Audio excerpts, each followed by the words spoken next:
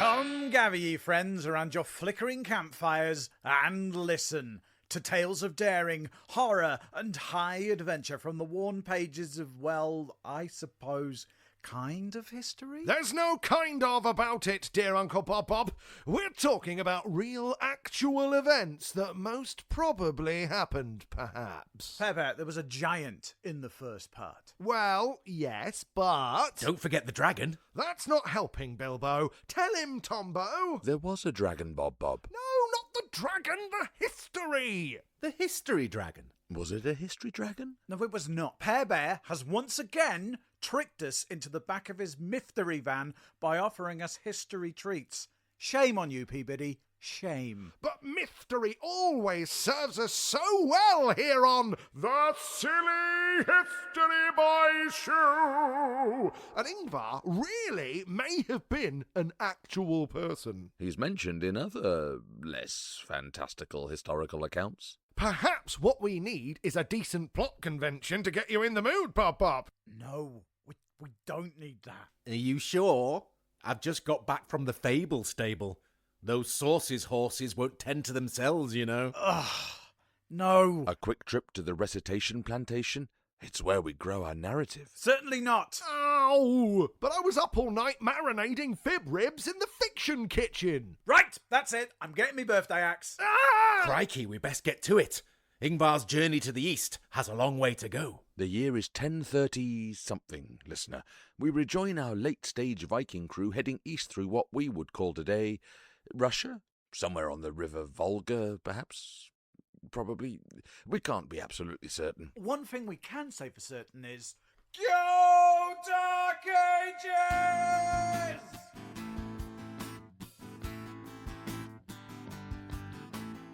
After their encounter with the dragon last episode and a lovely bit of praying... Oh, yeah, I remember.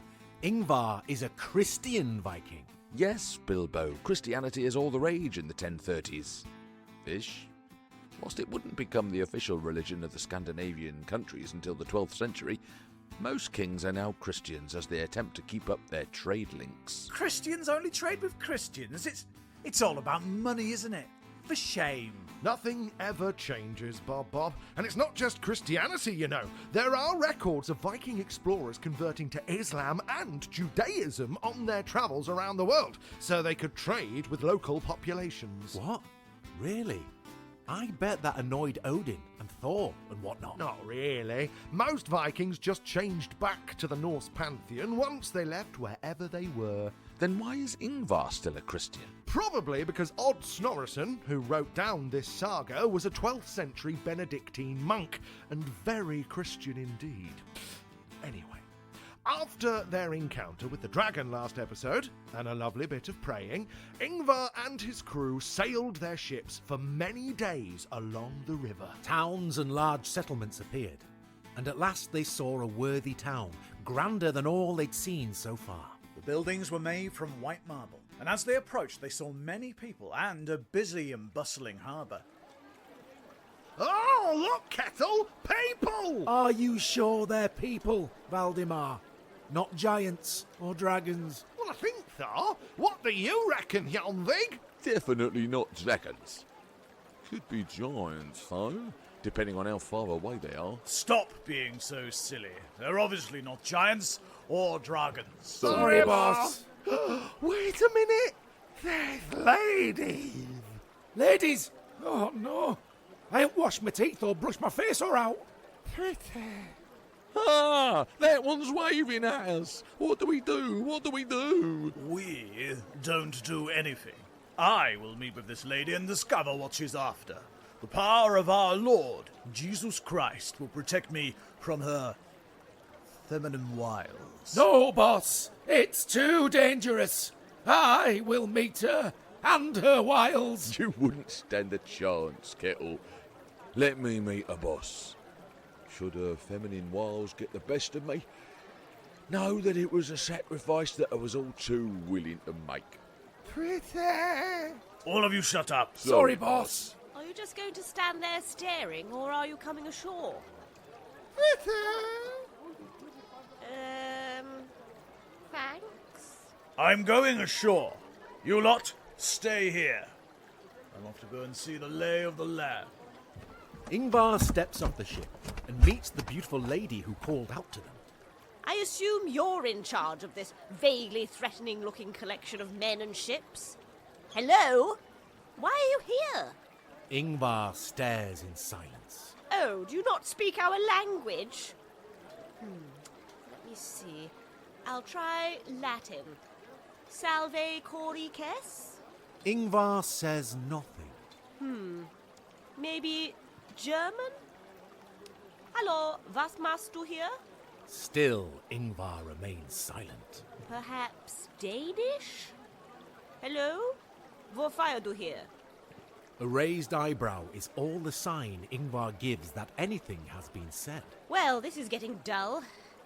I'll try Russian. Vystravstu iti?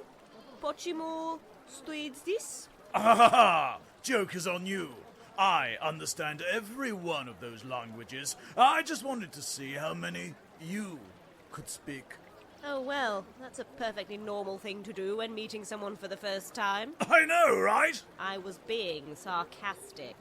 Oh, Now I'll try again. Hello, why are you here? I am Yngvar, known to some as the Far Traveler. I am on an epic quest from God to find the source of this massive river. A quest? Yes, an epic quest from God. Which one? What do you mean, which one? The God. Oh! Oh. You're one of those Christians, are you? How nice. And who are you? I am Silky Sif, queen of this land and all its peoples. Yngvar, I invite you and your men to stay over winter, for the river will soon be too hazardous to travel. Well, I don't think we should. While you're here, you can tell me all about this Jesus fellow. Yes, please, we'd love to stay. Thanks. The townsfolk helped Yngvar and his crew set up their ships, and all the rigging, of course, so that they would be protected for the winter. But whilst this was going on, Yngvar noticed that the town was full of blood sacrifices. Fearing that the town was a den of the heathen, Yngvar readied a hall for all his troop, and then locked them all inside so that they wouldn't mingle with the non-believers, especially the ladies, of whom he forbade all except the queen entrance to the hall. Hey, look at us, sneaking out! Are you sure this is a good idea? Yngvar forbade us from leaving the hall and mingling with the heathens. Especially the lady heathens. Yngvar was most clear about that. Do you want to mingle with the lovely heathen ladies or not? Or perhaps we should just go back in the barn. Oh, come on, what's the worst that could happen? Kettle got off the ship when Yngvar said no one was to leave, and Yngvar forgave him. And then Valdemar got off the ship and brought a dragon back with him, nearly killing all of us, and definitely getting two of Yngvar's priests completely melted to death. And then Yngvar forgave him too! I suppose he did. You reckon if we do just a little bit of mingling, Yngvar will forgive us as well? Definitely! It's all this Jesus stuff, you see. Yngvar's lost his edge. He's so busy turning the other cheek, he's forgotten what being a Viking's all about. Evening. Nice night for a stroll, isn't it? Yeah, it is. Funny though, for I distinctly remember telling everyone that they were to stay in the hall and beware the fellowship of the heathen. Yeah, you did. But you know what, Yngvar? We reckon that you're such a good little Christian that you'd forgive us. So we thought, you know what? We're going to do what we want to anyway. I mean, he's using the word we a lot there, boss. We were actually telling him what a bad idea this was. Yeah, he was trying to mingle with the lovely heathen ladies. We were trying to stop him, boss. Really? Were you? Yes. Oh, stop being such scaredy cats. What are you going to do, Yngvar? Pray for my eternal soul? Perhaps I will. Remind me of your name, fellow, so that I might remember it in my prayers. It's... Is there a problem? No problem at all. I'm just, struggling to recall. Here's the script. Why don't you remind yourself? I will. Here we are. I am, oh no. Oh no, I'm Naughty Sailor 1! And I'm Naughty Sailor number 2. And I'm Naughty Sailor 3. That's right. You don't even have proper names. Now, let's see how much edge I've lost. I regret everything! Oh dear. Well, like our friend here, we'll just head off back to the hall. Yes, please, if that's okay. No. Sorry, chaps. It's a hanging for you. Oh. That's right, dear listener. When some of his men defied his word and tried to mingle with some heathen ladies, Yngvar had them all killed. But didn't Yngvar spend the entire winter mingling with Queen Silky Sif? He did, but he decided it was okay if he was doing it. Also, it turned out Silky Sif was very interested in Christianity and Yngvar. So interested in him that she even offered him her entire kingdom and hand in marriage if Yngvar would stay. But Yngvar was not to be tempted from his quest. He said he would first explore the river, then he would return to marry Queen Silky Sif. Spring arrived, and Yngvar departed along with his ships and crew.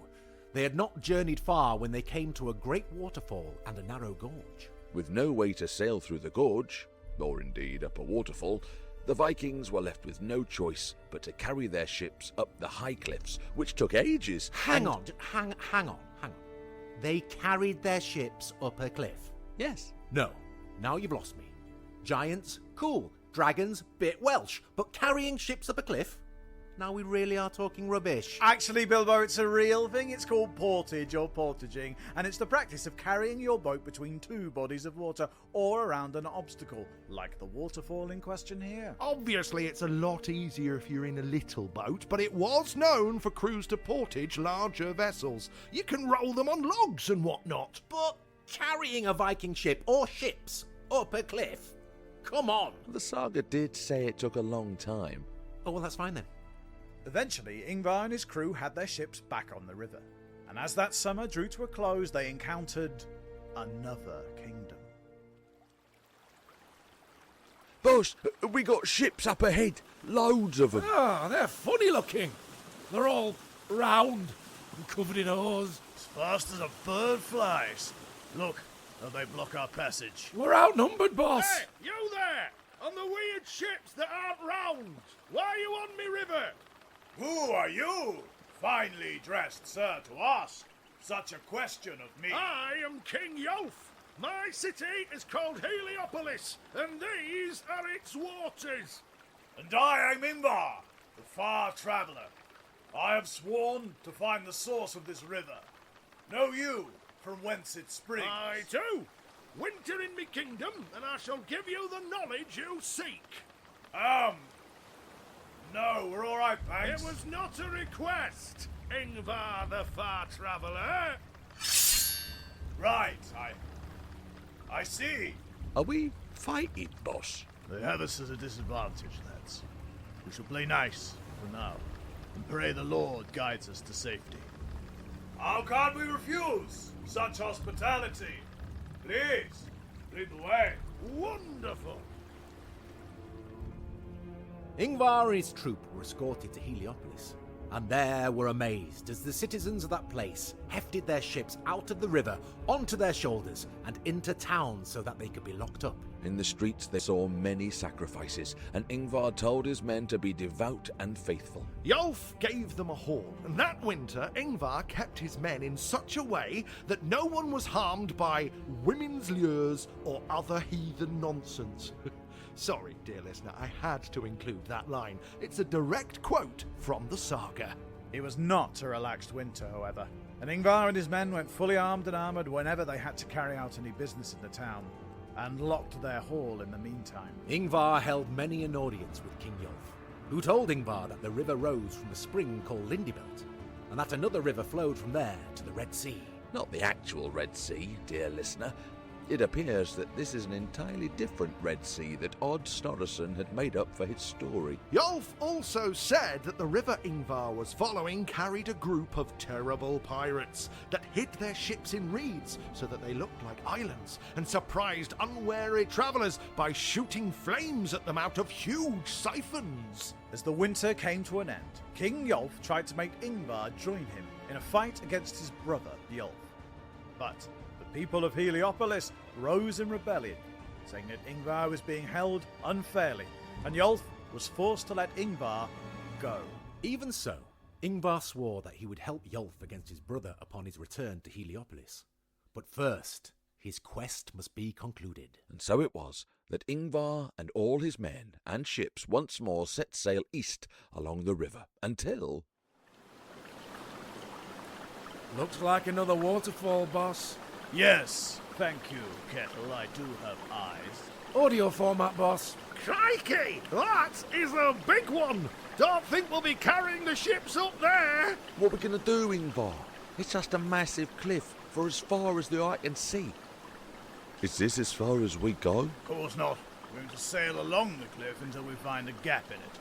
Then we're going to dig a ditch that reaches from this bit of river to wherever the next bit of river is. What? Boss, that's going to take months. You bet it will, Hjalmvig. But digging is good for the soul. Especially with all the praying we'll be doing. Praying. Oh, no! Ugh, I'm so bored of digging. Me too. We've been at this for months. I'm digging as well. You sure are, Sotty. You sure are. Not long now, lad. Just through that hill over yonder, and we're at the next bit of river. You said that about every hill we've been digging through since we started. I'm keeping our spirits up. I'm gonna keep my spirits, by which I mean my foot, up your backside in a minute. Yngvar made me digging team leader, and as DTL, it's my job to motivate you. I'm gonna motivate my fist into your nose if you don't shut up. Nice one, Hjalmvig. Burn. Right, that's it. I quit. Motivate yourselves, you ungrateful sods. Never in all my life have I had to put up with such an ungrateful bunch of me. Yeah, you know what? I do feel my spirits have been lifted. Oh, you are naughty, Hjalmvig. Wait, what's that? What's what? That. Over by the hill Valdemar was talking about. Looks like a house to me, lads. A giant house. A giant house, boss. Or a giant's house, boss. I think it could be both, Kettle. Oh, maybe it'll have a silver cauldron in it, like the one from the last episode. Can we go and have a look, boss? There is still quite a bit of digging to do. Oh, please, boss. I didn't get an adventure last episode. I'll say extra prayers and everything. Ugh, all right, let's go and rob the giant house. Sooty, you stay here and keep digging so we don't get confused with the voices. I'll be a one-man digging machine, you handsome bloke, you. Good lad. Consider yourself the new DTL. Ah, take that, Valdemar. Now to eat some soil to celebrate. Flop. Right. He's let himself down there. Right, let's go, chaps. Yay! Leaving Soti and Valdemar to keep digging, Yngvar, Kettle and Hjalmvig make their way towards the giant's house. Very much like the one in the last episode, it's massive. Hjalmvig, get on my shoulders and see if you can turn the doorknob. You're a doorknob. Skink douche. Gosh darn it! Language, Kettle. We may be breaking and entering. There's no reason we can't do it in a godly fashion. Sauce, boss. Hjalmvig, get up there and open the door. Yes, boss. Hjalmvig deftly climbs onto Kettle's shoulders and turns the huge doorknob. The three make their way inside.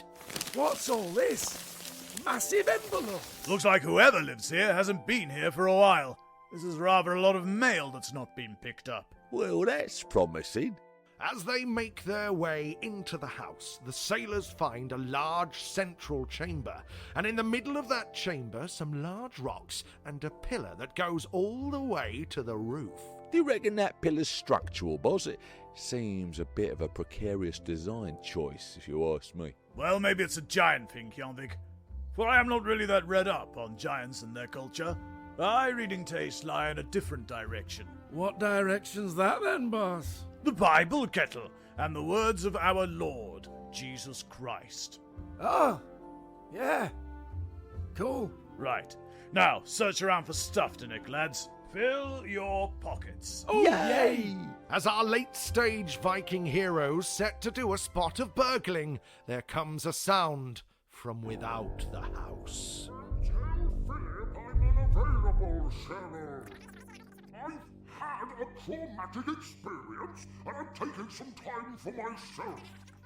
A man broke into my house and dented my favorite cauldron, Cheryl. I need some time to unpack my feelings. The office can live without me for a few days. Oh, boss. I think we ought to scarper. No time, Kettle. Both of you, grab those big rocks and hide, quickly. What do you mean, where have I gone? My summer house, Cheryl. I told you that. I did, it's in an email. Look, I'm not having this conversation now. Hang on. Why is my front door open? Cheryl, I'm going to have to call you back. What are you gonna do, boss? Don't you worry, just get a rock each and hide. Yes, boss. Hello? Is anyone here? Who the blinking crikey are you? Yes, hello. My name is Yngvar, known to some, narrows eyes for dramatic effect, as the Far-Traveler.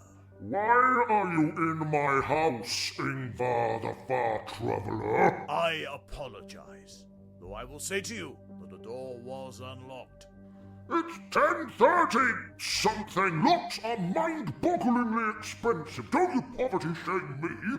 And even though it's the 11th century, you can't just go around letting yourself into places. There are laws. Look, my companions and Companions? There's more of you. Yes, gigs up, lads. Best show yourselves. I don't think that's a good idea, boss. Do what you are told, both of you. My apologies, sir. Hello, Mr. Giant. My name is Yngvar. Hello, Jan-Vig. Why are you holding one of my rocks? Well, I'm not exactly sure. You said companions, Far-Traveler, plural. Where's the other one? Kettle, show yourself. No, I'm good. Thanks, boss. Get out here immediately, that is an order. You naughty Viking. But, boss. Now! Okay, but this is a bad idea. Ah, good. Here he is, Mr. Giant, my other companion. Cauldron Murderer! Oh, Undercleathy. You ruined my cauldron! Look at that, Giant. I tried to tell you, boss.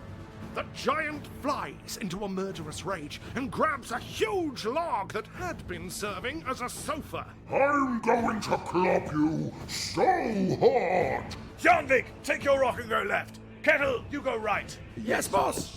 You can't run rings around me, little Vikings. There's only so much house, and my arm is very long. Crikey, nearly had my head off. Think, Yngvar, think. What would Jesus do? As Monsieur God, hurry Yeah! Yngvar backflips over the log and lands next to the central pillar in the room. Of course, that's it. The pillar. Jesus would slice the pillar with his sword. Would he? Shut up, Kettle. Yeah! Hey, stop chopping my house pillar! Don't think so. Stop it! That's load bearing! Skidoosh! Called it! Throw your rocks at the pillar, lads! Now! Hiya! Withdraw!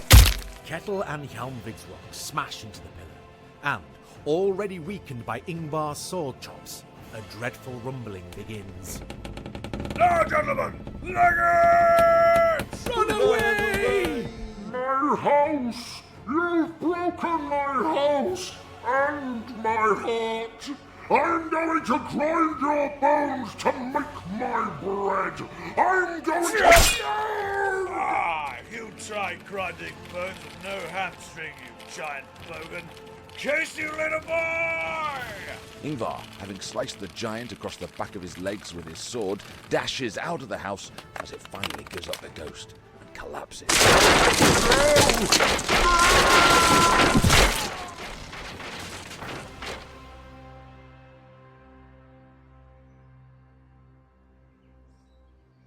As the dust settles, Yngvar, Hjalmvig and Kettle find themselves unharmed.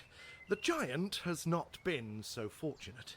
All that's left is one of his massive feet sticking out of the ruins of his summer house. Call me a worrywart, but you know what? I can't help but feel, a teeny bit responsible for that poor giant's fate. Couldn't be helped, Kettle. Well, I mean, it could. We broke into his house. Twice, in my case. Never mind. The Lord will balance it all out in the end. Will he? I don't know, but it makes things a lot easier if we keep telling ourselves that. Now, chop off that foot with an axe and salt it when we get back to the ship. Oh, why? You never know when it might come in handy. Or should that be footy? Yeah, you Christians sure know how to tell jokes. Clever. Yeah, well done. With the giant slain and its foot thoroughly salted, the crew made sail once more.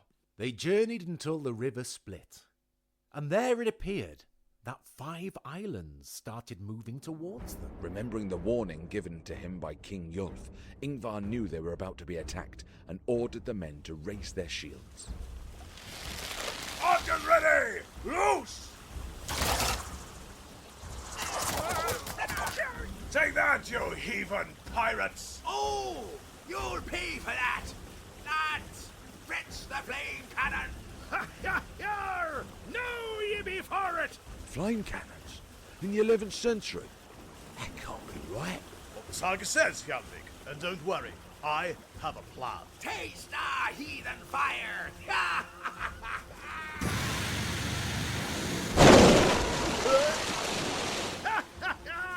Look at ye! All aflame and whatnot! Boss, they just blew up one of our ships. If you've got that plan you mentioned, I reckon now's the time. Very good.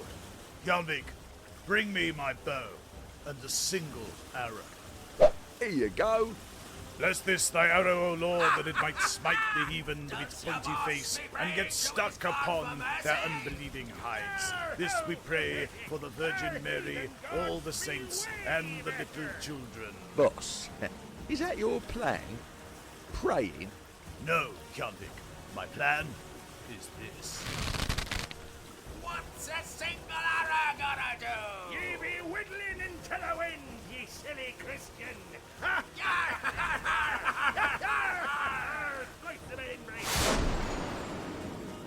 Yngvar's arrow launches towards the heathen pirate's flame cannon with unerring accuracy. Guided by the power of Jesus and aim. It strikes true. Straight down the end of the flame cannon. For a second, everything stops. Be that it? Pathetic! Hang on. Amen.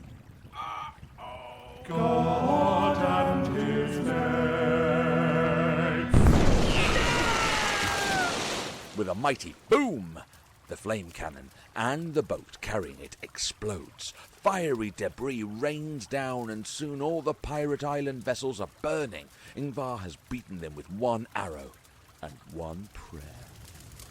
How's that? Incredible, boss. Incredible. Those pirates never stood a chance. I'm starting to feel that this Jesus character might have more going for him than I originally thought. Of course he does, Kettle. Jesus is wicked boss and cool. Yeah, I mean, let's not get too carried away, eh, boss? We near the end of our quest, my friends. King Yulf said the source of the river lay just beyond the fire pirates. Hoist the sails! Yes, boss! King Yolf was not wrong. Soon after the battle with the pirates, Yngvar and his crew at last found the source of the river. There was just one problem. Another dragon? Come on, this is getting ridiculous. Yes, but look, it's lying on a massive pile of gold. Be very careful that it's not snakes. I have been fooled in the past. Oh, I love gold, boss, but I don't want to get me skin melted off. Nor me. I need it for holding all my bits in. Worry ye not, lads. No one is getting their skin melted today. I have a plan. Oh, let me guess. Is it praying? Yes, for ages. But that's not the entire plan. Look, there, on the bank of the river. Those big scrape marks, right by the water. Yes, and the wide path. That must be where the dragon comes down to drink from the river. How's that going to stop us getting our skin melted off? All of you, salt the path and put the salty giant's foot in the middle. I knew that it would come in. Footy? Like bait. Exactly, Kettle. And while the dragon's distracted with the foot, we can steal all of its gold. You bet we can. Hooray!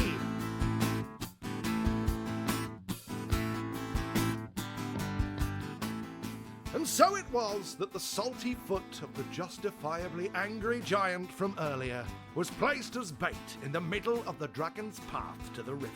When the dragon grew thirsty, it came down to the water along the path and, seeing a tasty snack, gobbled up the foot like a big cheese-flavoured monster munch.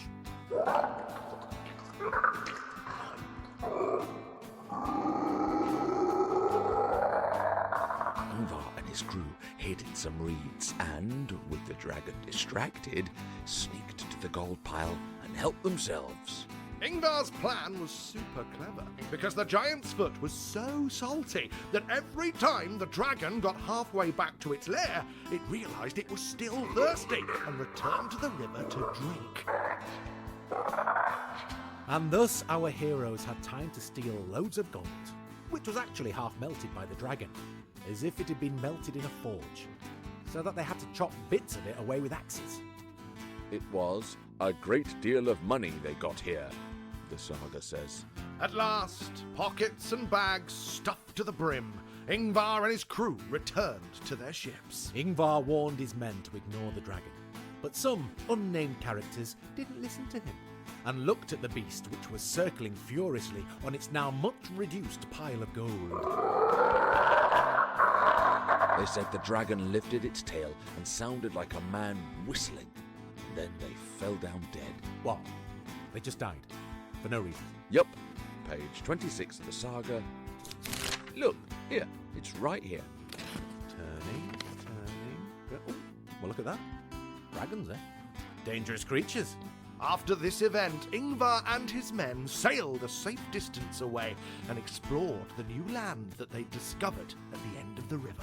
They found a castle and a great hall, and letting themselves in, found it to be richly decorated and full of treasures. Yngvar asked if any of his men were brave enough to spend the night and see what might be earned. Soti said he would do it, nay bother, and so hid and awaited the master of the hall's arrival. Well, here I am, dear listener. Me, Sooty. I've not been in it very much, but rest assured, I've been here the whole time, and now it's me big moment. That fella just poofed out of smoke. That's right, Soti. I did. Oh. Yeah, listener, I think you might know I'm here, like. Soti, you're standing in the corner with your hands over your eyes. Of course, I know you are here. If I can't see you, like, then you can't see me, eh? Well, that's not quite how it works, old boy. Come, sit down, have a drink, relax. Well, okay. Well, it's only 'cause I like sitting down and drinking and relaxing. Good lad. Now, I've got a story to tell you. Oh, great, I love a story. Does it have sharks in? No, it's not a shark story. Ah, please, man, give us a shark story. They're just so majestic, like.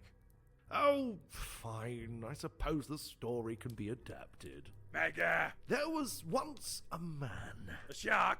Oh, good grief. There was once a shark called Sigius. Ah, now, come on, Sigius. Ah, it's not a very good name for a shark. You used to call him Mr. Bitey Trousers. Soti, his name was Sigius. And if you interrupt me again, it will not go well for you. Not well at all. Right, oh, Mr. the Devil, sir.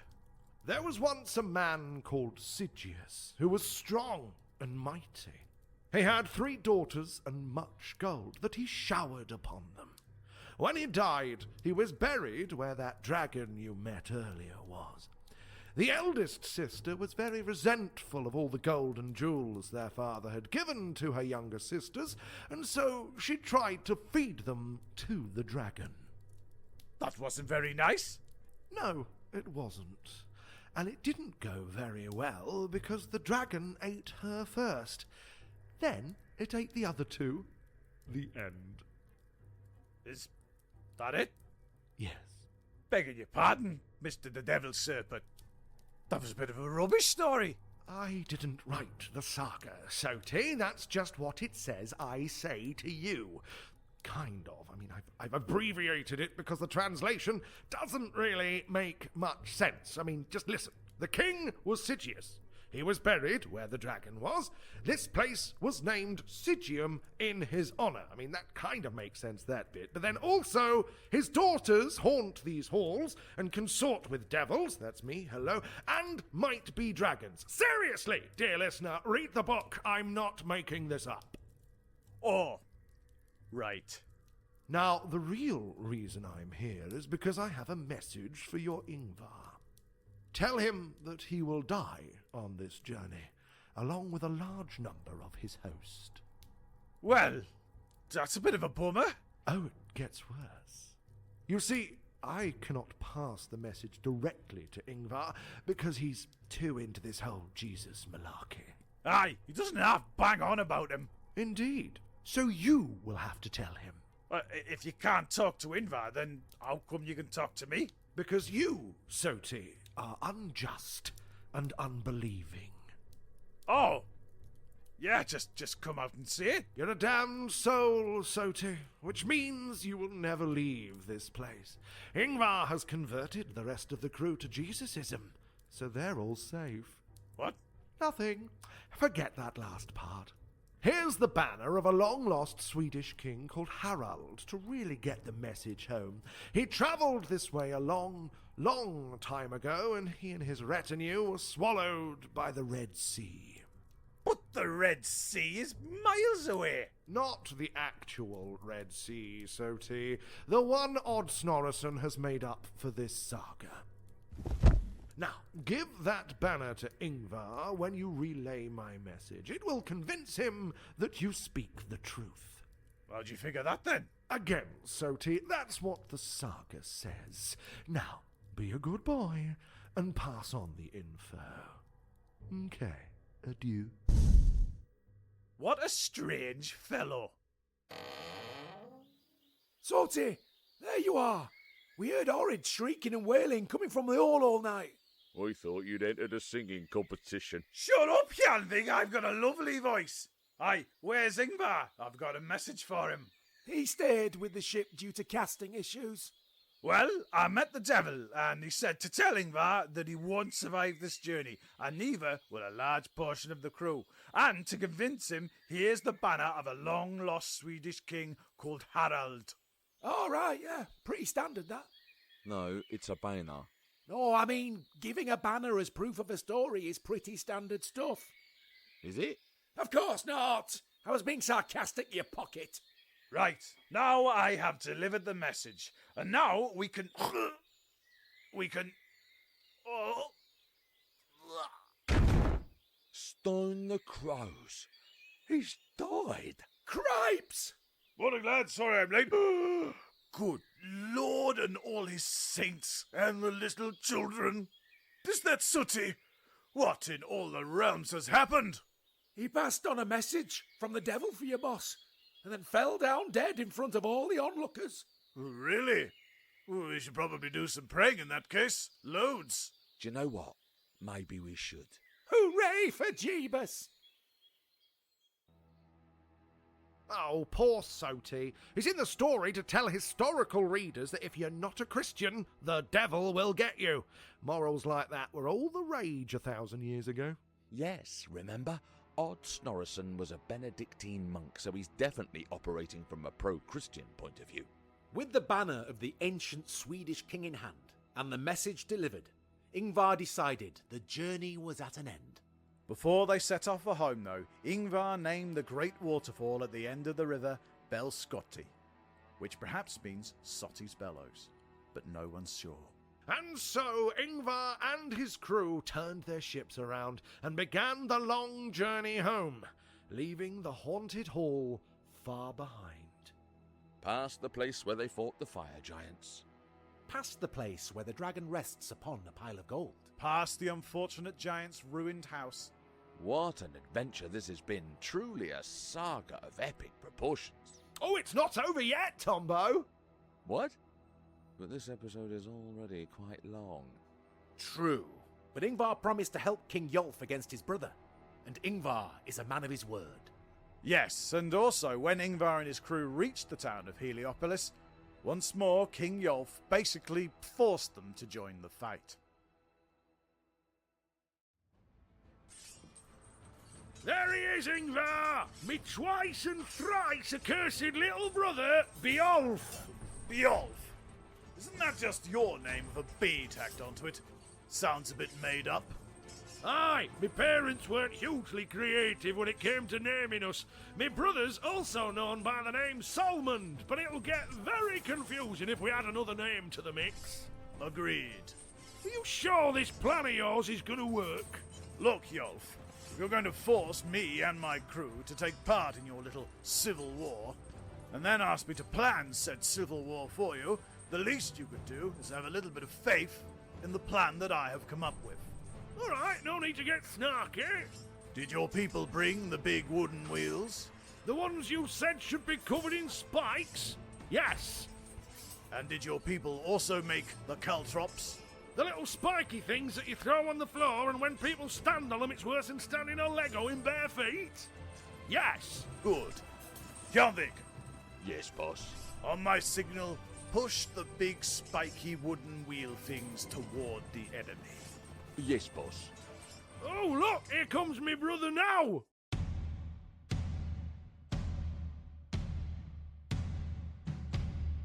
You there, older brother! Yes, you surrendering, you ungrateful little bum nugget? No, I'm giving you one last chance. Make me king, or me and my 8 sons and my soldiers are gonna mess you up. Not as much as me and my men are gonna mess you up. Soldiers, stand ready! Soldiers, and all 8 of my sons, stand ready!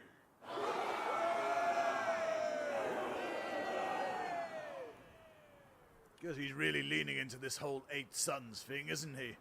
He never misses an opportunity to rub 'em in me face. And they're all spoiled and awful, too. The kind of kids that'd make 7 badges at a crafting event when it's clearly obvious you're only supposed to be making 1 each. Very specific. Get in the bin, Bjolf! You and your poxy sons! You can get in the bin! Soldiers, charge!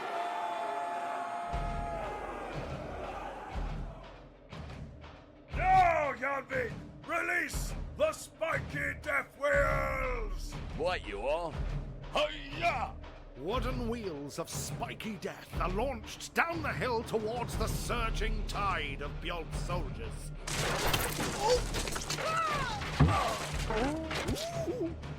And a great loss of life followed as Bjolf's men were torn to shreds. Then Yngvar joined the fighting. Aha! You must be Bjolf. And you must be Yngvar. Yngvar, the far traveler. That is what they call me. Well, now they'll call you Yngvar the Completely Surrounded. Step forth, all 8 of my sons. Rolf. Here, Far-ther. Dolph. Here, Father. Bjolf Jr. Here, Father. Rudolph. Here, Father.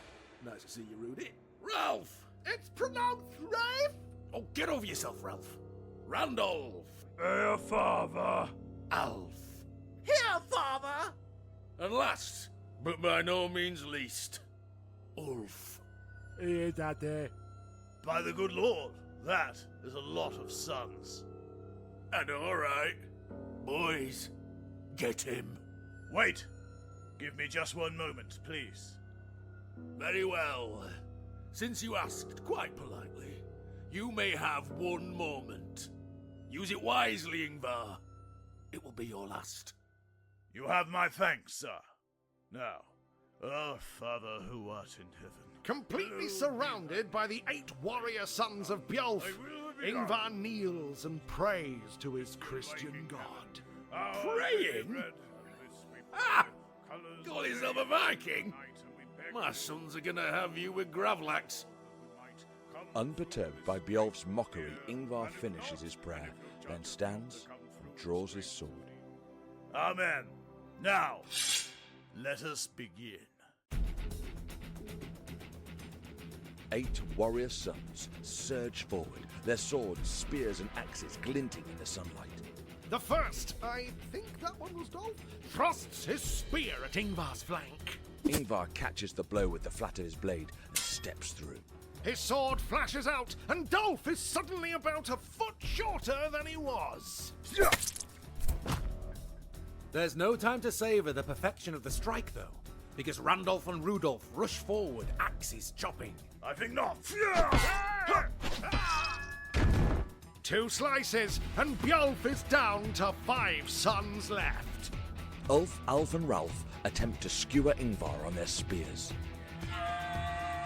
But Yngvar leaps into the air. And the 3 spearmen impale each other by accident.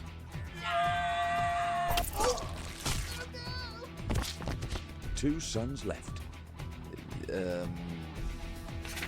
Rolf and Bjolf Jr. Right, yes. Bjolf Jr. launches a frenzied assault. Yngvar weathers the storm of blows and waits for the right moment.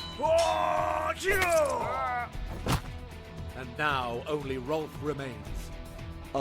Perhaps we should talk about this? Talk about this. That's not talking, that's throwing your sword all the way through my chest. Oh. Praise be to Jesus and all the angels and saints and whatnot, and Oh, come on, all 8 of my sons defeated by one guy? Oh man, my wife's gonna be livid. You'll pay for this, Yngvar. I stand ready to deliver payment. Ah, well, there's just one thing I've got to say to you. Run away! Run away! Bjolf and his army flee the field defeated and chased closely by King Yolf and his army. Here, boss, shouldn't we be chasing after them as well? No, Hjalmvig. With Yolf distracted chasing his brother, I think it's time we got going. I get the feeling the king is going to be rather reluctant to allow us to be on our way. Oh, shame, though. They'll be getting all the plunder. We'd better not stray too far from the ship scuttle, my friend, because our enemies may take them. It will be better if we take much plunder from the bodies of our dead foes. Course. Oh, Yngvar, you think of everything. Vikings gonna Vike, lads. Hooray! Yngvar and the crew took many kinds of treasure and a large sum of money and carried them to the ships. But even as they did, King Yolf returned and ordered his men to attack the Vikings. Yngvar was taken by surprise, but being a quick thinker, used the caltrops he had the people of Heliopolis make. Ah, I wondered when those were going to get a mensch. And King Yolf and his army stood on them and said, "Ooh, ooh, ooh, each!" and thinking the spikes so sharp in their tootsies that only witchcraft could be the reason, they ran away. Yngvar and his crew were at last safe. Or were they? Because later that night, as Yngvar and his men sat around their campfire, they started to hear beautiful music on the air.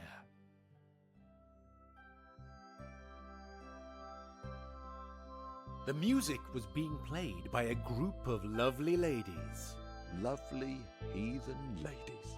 And Yngvar warned his men to beware them, for he knew their lovely hugs and kisses would spell certain doom for any who succumbed to their heathen wiles. But later that night, as Yngvar climbed into his bed... Ah, lovely bed. Now to dream chaste dreams of our Lord Jesus and all his angels. Hello, Yngvar.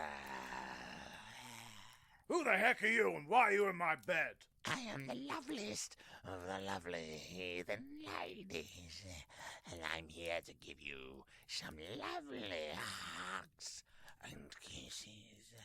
Hugs and kisses? Yes, heathen ones. Pucker up those Christian kisses and prepare to be defiled. Hang on. You're not the loveliest of the lovely heathen ladies. You're that phlegmy witch from episode 106 of the Silly History Boy, the Lambton Worm. Guilty as judged. Now come here. No? Now, go on. Just a little kissy wissy and huggy wuggy. You may like it. Get out of my bed. Make me. All right. No, it's all unshaved. Right in my scabbard.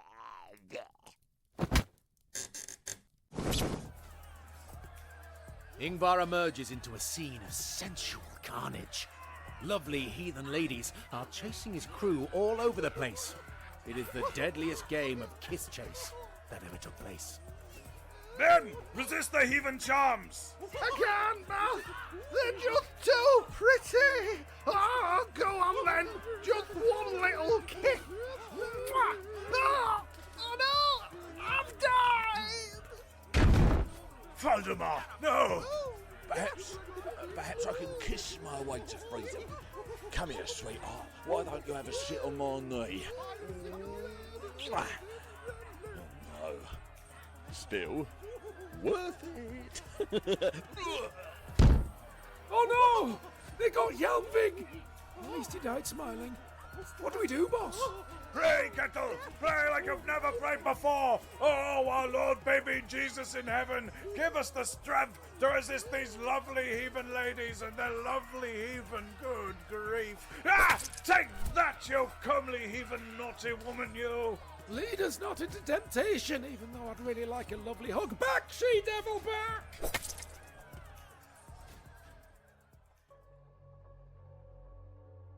The battle for the immortal souls of Yngvar and his crew lasts deep into the night. But eventually the sexy attack of the lovely heathen ladies is finally repelled, and our Viking heroes are safe once more. But at what cost? For come the morning, Yngvar's rejoicing at silver and the joy of wine turns into great sorrow. 18 of his men lay dead. They could not resist the charms of the lovely heathen ladies, and so perished. Yngvar asked that his men be buried, and then, at last, they set sail for home. But this is not the end of the tale, for it being history times, there was to be no happy ending. They travelled day and night, as fast and as far as they could, but a terrible sickness began to grow in the host, and soon a greater part had fallen to the disease than had survived. Not even Yngvar was spared the illness. We would love to tell you, dear listener, that our hero died facing a dragon or saving his friends from a giant, but alas, this is not one of those stories.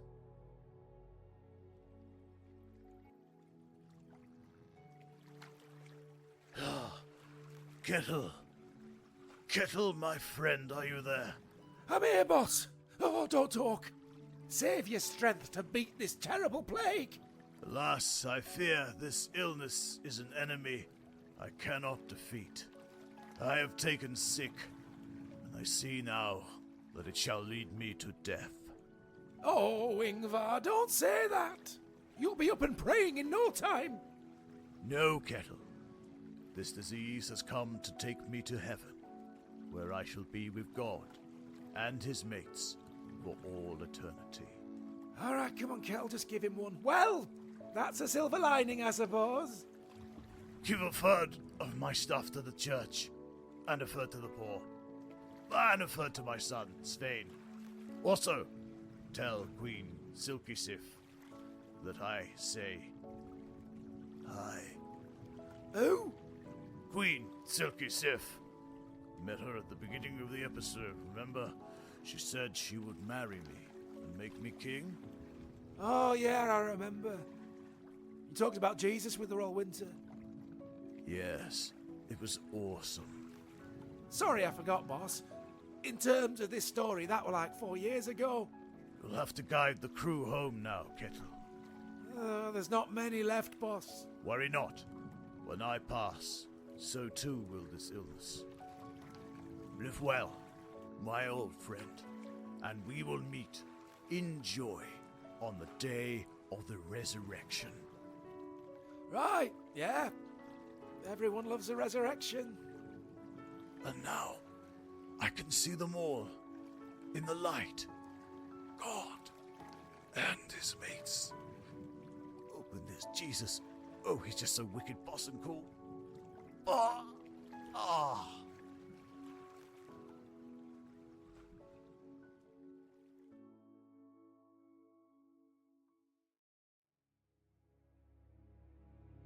Yngvar passed from this life as they reached the land of Queen Silky Sif, and of all his crew, only Kettle and a handful of others remained.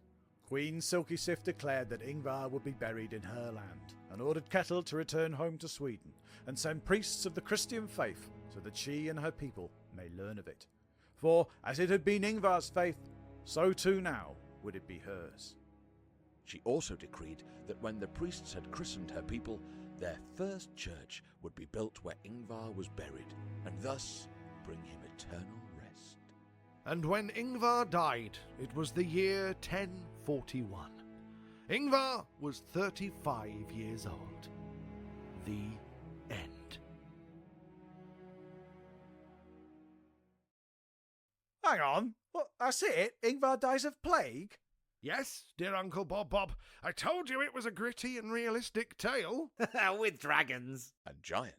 And witches, yes, but still pretty gritty. And actually, this is technically only the first half of the saga, as there's a whole second part where Yngvar's son Svein follows in his father's footsteps. We'll start that one next time. No, we will not. For next time we will do actual history. No more mystery for a while, as this is the Silly History Boys Show! It's time we talked about stuff that actually happened. Fine. Well, we hope you enjoyed this particularly long slice of adventure, dear listener. And for all the thinly veiled fiction, ill-pronounced diction, and sexy witch friction, we are, as always, Sorry!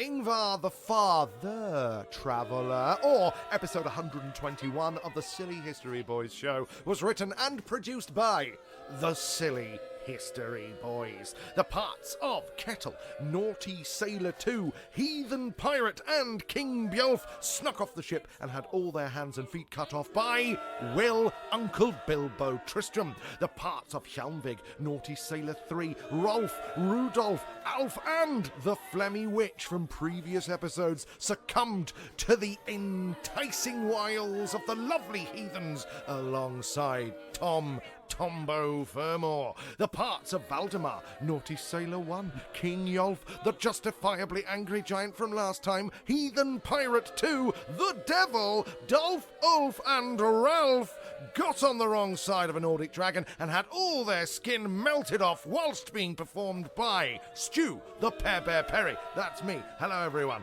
The part of Silky Sif, a worthy queen, was excellently performed, thank you very much, by Velma von Bob Bond. Thank you very much, Gemma, once again, for stepping in and being our lady parts for us. And finally, and not by any means the least, the parts of Soti, a dragon, Beowulf Jr., Randolph, and of course, our titular hero, Yngvar, the far traveller, gained succour in the all-encompassing embrace of our Lord Jesus Christ at the same time as your dear Rob Uncle Bob Bond. Thank you, Bob. A fine turn as our hero this week.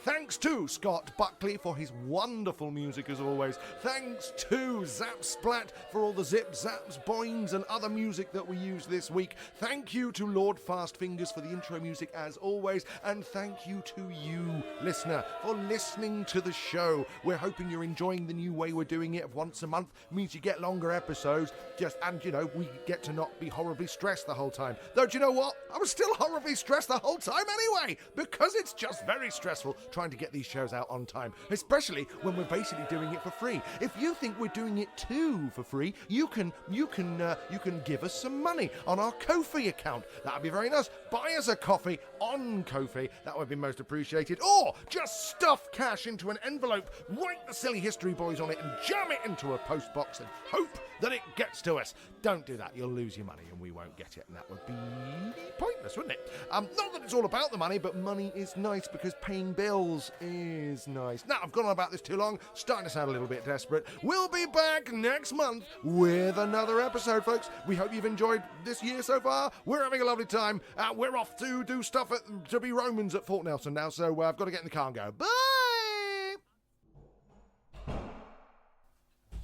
Oh, good, it's the bin cleaning service. They're here.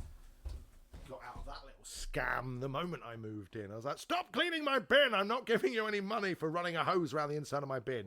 That'd be £9. Because the old fella who used to live here had his bin cleaned every week. I don't have bin cleaning money. I mean, I can clean it. I don't, but I could.